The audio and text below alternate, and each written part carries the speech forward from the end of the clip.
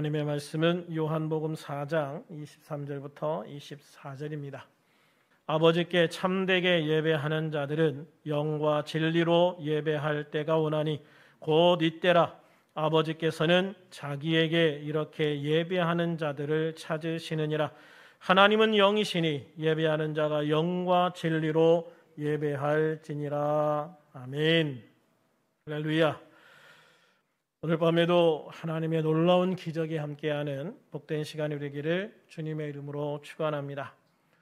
온누리교회와 한국위기관리재단은 코로나 확산이 본격적으로 시작된 지난해 1월부터 올해 8월 6일까지 총 23분의 선교사님들이 코로나19로 인해서 소천한 것으로 파악을 했습니다.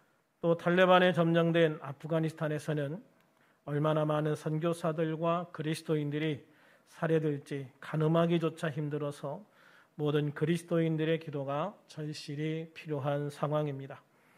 오늘 기도하실 때 특별히 코로나19로 어려움을 겪고 있는 선교사님들과 아프가니스탄이나 이란, 이라크 등 이슬람 지역, 또 중국이나 북한 등 공산권 국가에서 생명의 위협을 받고 있는 선교사들과 현지 목회자들, 그리고 현지 그리스도인들을 위해서 기도해 주시기를 부탁을 드립니다. 이렇게 많은 선교사님들과 그리스도인들이 생명의 위협을 무릅쓰고 선교제를 지키고 교회를 지키는 이유가 뭘까? 저는 예배를 지키기 위해서다라고 생각을 해요. 요즘 코로나19로 인해서 예배에 대한 인식이 많이 희석이 된 것 같습니다. 그러나 우리 그리스도인들이 예배를 한다는 것은 단순히 기독교의 한 예식에 참여하는 것이 아닙니다. 예배는 내가 그리스도인이라는 정체성을 확인하는 것이고 교회를 지키는 것이죠. 그러므로 우리들은 교회에 와서 예배를 하든 라이브로 가정에서 예배를 하든 예배에 대한 분명한 인식을 가지고 살아계신 하나님 앞에 예배하는 그런 성도들이 되어야 될 줄로 믿습니다. 오늘 본문은 예수님이 사마리아의 수가라는 성에 들러 우물가에서 한 여인과 대화를 나누시는 장면 중에 예배에 대한 일깨움을 주시는 예수님의 말씀입니다. 이 사마리아 여인은 20절에서 우리 조상들은 이 산에서 예배하였는데 당신들의 말은 예배할 곳이 예루살렘에 있다 하더이다 라고 말을 하죠. 사마리아 여인이 말한 이 산은 그리심산을 의미합니다. 수가성은 세겜에 있는데 이 세겜 근처에 그리심산과 에발산이 있습니다. 구약에 보면 그리심산에서는 축복을 선포하고 에발산에서는 저주를 선포했던 것을 볼 수가 있죠. 그리심산에는 많은 우물이 있다고 그래요. 그래서 이 그리심산에는 나무도 많고 풀도 많지만 에발산에는 단 한 개의 우물도 없어서 굉장히 황량하다고 그래요. 가까이에 마주보고 있는 산인데도 이렇게 서로 굉장히 다른 산이라는 거죠. 그래서 이 두 산의 겉모습만 봐도 하나님께서 왜 그리심산에서 축복을 선포하고 에발산에서 저주를 선포했는지 알 수 있다라고 이야기를 합니다. 지금 예수님을 만난 이 여인은 바로 그 그리심산 바로 옆에 있는 수가성의 한 우물에서 예수님을 만나고 있어요. 그러니 여인은 당연히 사마리아의 성전이 있는 그리심산의 성전에서 예배를 해왔을 거예요. 그런데 이 여인이 듣자 하니까 유대인들은 여기서 예배를 드리는 게 아니라 예루살렘에서 예배한다고 하는 거예요. 그래서 이 여인이 예수님한테 물어보는 거예요. 우리는 이 산에서 예배하는데 왜 유대인들은 예루살렘에서 예배를 합니까? 라고 하는 거죠. 이 여인은 당연히 사마리아의 그리심산에 있는 성전에서 하나님을 예배했는데 유대인들은 왜 예루살렘 성전에서 예배하는 걸까? 그 차이는 도대체 뭘까? 그리고 그 차이가 하나님 앞에 나가는데 중요한 차이일까 아닐까? 그렇다면 어디서 예배하는 것이 하나님께 나아가는 예배, 하나님이 받으시는 예배일까 하는 질문이 그 안에 있었던 것 같아요. 이 여인은 예수님과의 대화를 통해서 상당히 불안정한 처지에 살고 있음을 잘 보여주고 있어요. 그녀는 자신의 이러한 불완전한 처지에서 하나님을 만나 용서받고 위로받고 싶은 간절한 소망이 있었을 거예요. 그러나 자신이 아무리 궁금해하고 갈증을 느끼고 있다고 해도 그 누구도 거기에 대한 답을 줄 사람이 없었던 거예요. 이 여인의 갈증이 더 커졌던 이유는 그곳에서 아무리 예배를 해도 하나님이 주시는 위로도 소망도 없었기 때문이다라고 생각을 하거든요. 21절에 보면 이 여인의 질문에 대해 예수님은 예배는 어떤 지역의 성전이 아니라 어느 곳에서든 하나님 아버지께서 기쁘게 받으실 만한 예배를 할 때가 올 것이다 라고 말씀을 하시는 거예요. 예루살렘 성전은 다윗이 준비해서 솔로몬에 의해서 처음 지어진 성전이죠. 그러나 그 이전의 성전이 아닌 성막이었습니다. 성전은 한 곳에 세워진 건물이지만 성막은 이스라엘 백성과 함께 움직이는 성소였죠. 이 성막은 이스라엘 백성들이 가다가 머무는 곳 한가운데 세워졌어요. 그러다가 백성들이 이동하면 이 성막도 걷어서 백성과 함께 이동을 했죠. 그러므로 이 성막은 이스라엘 백성들과 항상 함께하는 하나님께서 이 백성들에게 임재하시는 장소였다라고 볼 수가 있어요. 그러다가 이스라엘 백성들이 가나안 땅에 정착하게 되는 거예요. 더 이상 백성들을 따라서 이동할 필요가 없어진 거죠. 성막은 가나안 정복 전쟁 중에는 길갈에 있었어요. 그러다가 가나안 점령 이후에는 약 298년 동안 실로라고 하는 곳에 있었습니다. 실로는 거리적으로도 가나안의 중심이에요. 그리고 사마리아 산지에 비옥한 평원을 끼고 있어서 많은 사람들이 모이기에 적합한 곳이었어요. 그러다가 블레셋과의 전투에서 언약궤를 빼앗겨 버리죠. 그래서 성막도 실로에서 높당으로 옮기게 됩니다. 블레셋에 빼앗겼던 언약궤가 7개월 후에 이스라엘 땅으로 다시 돌아오거든요. 그런데 어디로 가냐면 기럇 여아림으로 옮겨졌다가 다윗 왕 때 되어서야 오벳 에돔의 집에 3개월 있다가 예루살렘으로 옮겨지죠. 그래서 언약궤는 약 100년 가까이 성막으로 돌아오지 못하고 임시 거처에 있다가 결국 높당에 있는 성막으로 돌아가지 못하고 예루살렘에 마련된 임시 거처로 다시 옮겨지는 거예요. 우리는 이 임시 거처를 다윗의 장막이다라고 일반적으로 부르거든요. 그 이후 성막은 유명무실해져요. 법궤가 없는, 언약궤가 없는 성막은 사실 의미가 없는 거예요. 법궤가 있는 곳에 하나님의 임재가 있거든요. 그러니까 성막이라고 하는 것도 가장 중요한 언약궤, 법궤가 없이는 의미가 별로 없는 거예요. 그래서 법궤가 없는, 언약궤가 없는 성막은 그 이후에 있으나 마나한 존재가 되어져 버리고 마는 거죠.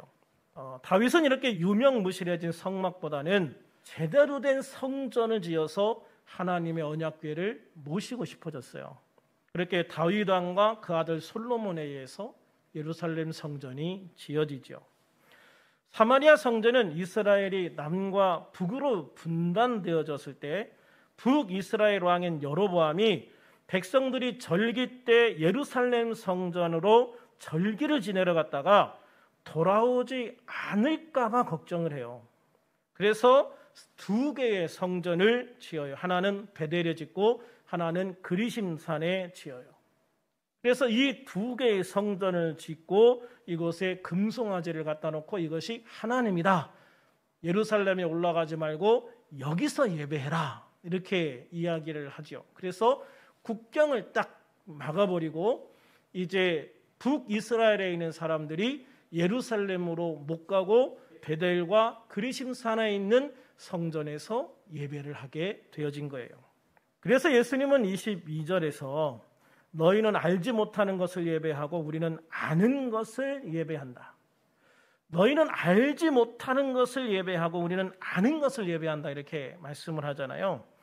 사마리아 사람들이 알지 못하는 것을 섬긴다는 것은 그들이 비록 성전에서 하나님을 섬긴다고 하지만 그거는 너희들이 섬기는 건 하나님이 아니야. 그는 금송아지지. 어떻게 금송아지가 하나님일 수가 있어? 하나님은 우리가 섬기는 하나님이 참된 하나님이고 너희들이 섬기는 그 금송아지는 무엇인지도 모르는, 너희들조차 그게 뭔지도 모르는 하나의 우상에 불과한 것이다 라고 이야기를 하는 거죠. 그래서 사마리아 사람들이 알지 못하는 것을 섬긴다는 말은 그들이 비록 성전에서 하나님을 섬긴다고 하지만 우상을 섬기기 때문에, 하나님이 아니기 때문에 너희는 알지 못하는 것을 섬기고 있다라고 말하고 있는 거예요. 그렇기 때문에 그들이 아무리 정성을 다하여 예배를 드렸어도 그들의 예배는 하나님과 전혀 상관이 없는 예배가 되어져 버리고 마는 거죠. 하나님은 예수님을 이 땅에 보내시기 전까지 유대인들을 통하여 세상을 부르셨어요. 따라서 사마리아인들이 아무리 유대인과 사이가 좋지 않았어도 유대인들을 통하지 않고는 하나님 앞에 의미 있는 예배를 드릴 수가 없었던 거예요. 하나님께서 그렇게 하신 이유가 뭘까? 왜 하나님께서는 사마리아에 있는 성전에는 함께 하시지 않았을까? 구원은 인간이 스스로 원한다고 해서 되는 것이 아니라 하나님의 뜻에 의해서만 될 수 있다는 것을 보여주시는 거예요. 어쨌든 다윗과 솔로몬을 통해서 세워진 예루살렘 성전은 하나님께서 허락하신 성전이었단 말이에요. 하나님이 허락하신 성전과 하나님과 전혀 상관없이 자기들의 기득권과 이익을 위해서 지은 성전과는 전혀 다른 것이다. 그래서 너희들이 그곳에 아무리 성전을 아름답게 세워놓고 그곳에 하나님이 있다 한들 나는 그곳에 너희와 함께 있지 않았다라고 말씀하시는 거죠. 그래서 구원은 너희들의 뜻에 의해서가 아니라, 너희들의 의지에 의해서가 아니라 하나님의 뜻에 의해서만 될 수 있다는 것을 분명하게 보여주시는 거예요. 그렇습니다. 구원은 우리가 원한다고 해서 이루어지는 게 아니에요. 하나님께서 원하셔야 합니다. 할렐루야. 그래서 하나님께서 정하신 방법이 아닌 자신들 마음대로 만들고 정해서 드린 사마리아의 성전 예배는 하나님과 상관이 없는 예배다라는 거예요. 그러나 그렇다고 해서 사람들이 꼭 예루살렘에 가서야만 예배해야 하는가? 예수님은 아니다라고 말씀하시죠.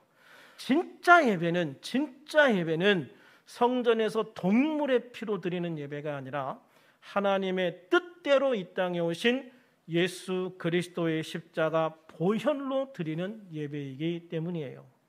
예수님은 23절에서 이 때가 그렇게 예배할 때다라고 말씀을 하시죠.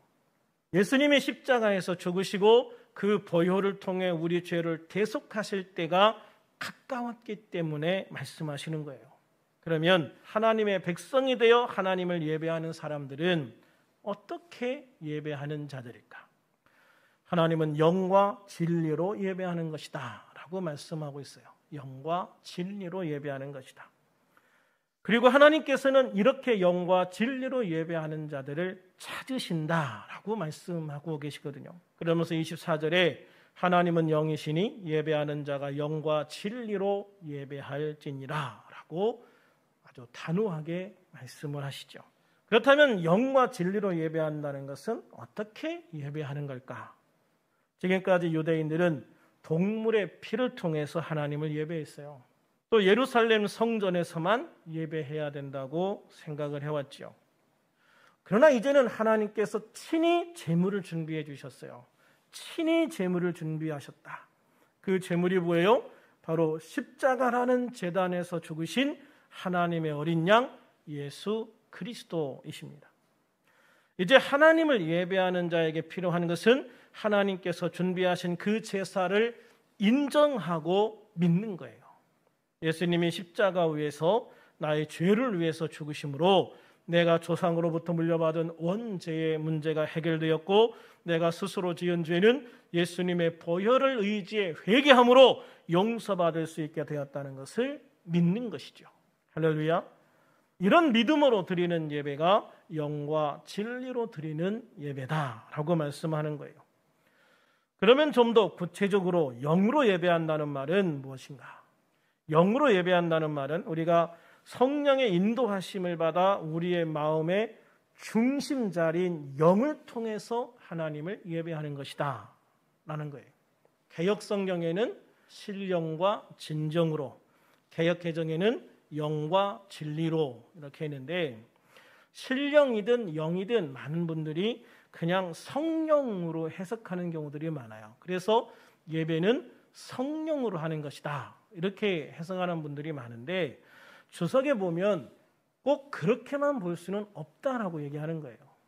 중요한 것은 하나님의 영이시기 때문에 우리도 예배할 때 우리의 영으로 하나님을 예배해야 된다는 거예요. 그래서 우리들은 성령의 인도하심을 받아 우리 마음의 중심자리인 영을 통해서 하나님을 예배해야 된다라고 말씀하고 있는 거예요. 그러므로 이제 참된 예배를 하는 장소가 예루살렘이 아니라 나의 마음의 중심이다. 내 마음의 중심이 있는 곳이 예배하는 장소다. 할렐루야. 그렇기 때문에 나의 몸만 여기 있다고 해서 영으로 드리는 예배가 아니라는 것이죠. 진심으로 하나님께 예배해야 됩니다. 나의 죄를 용서해 주신 것에 대하여 감격하는 마음으로 예배할 수 있어야 됩니다. 신명기 6장 5절 말씀처럼 나의 마음을 다하고 뜻을 다하고 힘을 다하여 내 하나님 여호와를 사랑하는 예배가 돼야 될 줄로 믿습니다. 또 진리로 예배한다는 말은 외식적인 요소 없이 참되게 하나님을 예배하는 것을 말하는 거예요. 요한복음 1장 47절에 보면 예수님께서 나다나엘을 만나시는 장면이 나오거든요. 그때 예수님이 나다나엘에게 뭐라고 말씀하시냐면, 보라, 이는 참으로 이스라엘 사람이라 그 속에 간사한 것이 없도다 라고 말씀을 하셔요. 나다나엘은 바리새인들처럼 자기 공로를 자랑하지 않았다는 거예요.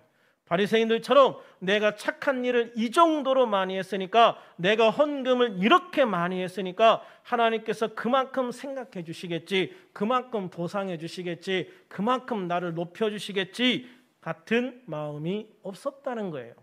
나다나엘은 오직 하나님의 긍휼을 구하는 사람이었다. 할렐루야.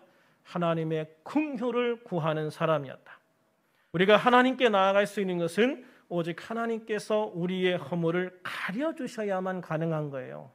바로 예수님의 보혈이 우리의 모든 죄와 허물을 다 가려주셔서 우리로 하여금 하나님 앞에 담대히 나갈 수 있는 은혜를 주시는 거죠.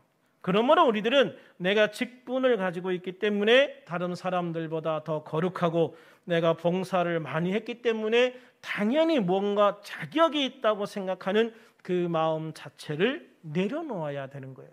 오히려 나의 연약함을 인정하고 예수님의 긍휼하심을 따라 은혜로 구원받았음을 감사하고 겸손하게 주님 앞에 나가는 자가 되어야 될 줄로 믿습니다. 그래야 우리의 예배를 받으시고, 그래야 우리의 기도를 들으시고, 그래야 우리를 치유하시고 회복시켜 주시는 줄로 믿습니다. 예수님의 이 말씀을 들은 사마리아 여인은 그 마음의 상처와 아픔을 치유받는 것을 볼 수가 있어요. 그렇습니다. 내가 예수님을 믿음으로 구원받고 예수님을 통해 온전한 예배를 드림으로 치유받고 회복되는 놀라운 은혜를 누리게 되는 거예요. 그래서 예배 없는 온전한 치유는 없는 거예요. 참된 예배 없는 온전한 회복도 없는 거예요. 그렇기에 우리에게 예배는 정말 소중한 거예요. 할렐루야. 우리가 예배를 생명처럼 여겨야 하는 이유는 예배를 통해 우리의 심령이 치유되고 회복되기 때문입니다. 예배를 통해 새로운 은혜를 받고 새로운 힘을 얻기 때문입니다. 그래서 예수님을 믿고 구원받은 우리에게 예배가 가장 귀한 하나님의 선물입니다. 예배가 가장 귀한 축복의 통로입니다. 예배가 가장 귀한 은혜의 통로입니다. 예배가 가장 귀한 소망의 통로입니다. 예배가 가장 귀한 치유와 회복의 통로입니다. 우리들 모두 영과 진리로 예배함으로 예배를 통해 주시는 이 모든 것을 온전히 누리는 복된 성도들이 되기를 우리 주 예수 그리스도 이름으로 축원합니다. 축원합니다.